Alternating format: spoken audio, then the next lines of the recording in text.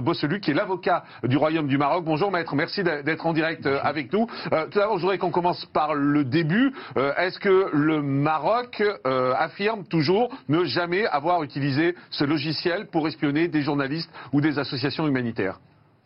Mais bien sûr, le Maroc a démenti et dément toujours avoir eu la moindre relation avec la société NSO et a fortiori avoir utilisé ce logiciel. Il y a eu hier une audience. C'était une audience pourquoi ?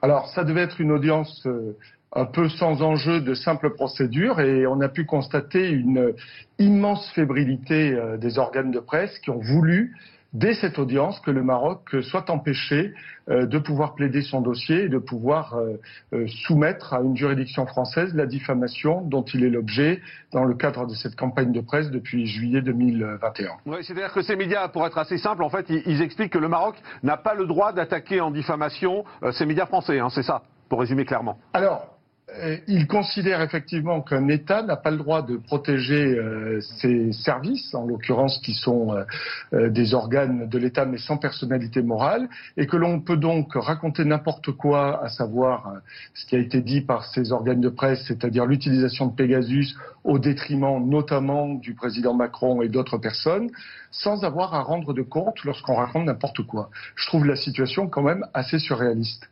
Aujourd'hui, donc, ce que souhaite le pays, c'est avoir une décision de justice, de la justice française, en fait, qui prouverait que le Maroc n'a jamais utilisé ce logiciel, ni pour espionner le président Emmanuel Macron, ni pour espionner d'autres personnalités.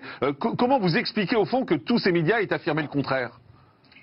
Bien, je pense que jusqu'à preuve du contraire, rien n'a été prouvé pour une raison très simple, c'est qu'il n'y a rien à prouver. Alors, moi, je ne suis pas un spécialiste de géopolitique, je suis modestement un avocat. Je constate simplement qu'au moment où cette campagne de presse s'est déroulée, il y avait un rapprochement entre le Royaume du Maroc et Israël qui, semble-t-il, ne plaisait pas diplomatiquement à tout le monde. Je constate également qu'au moment où cette campagne de presse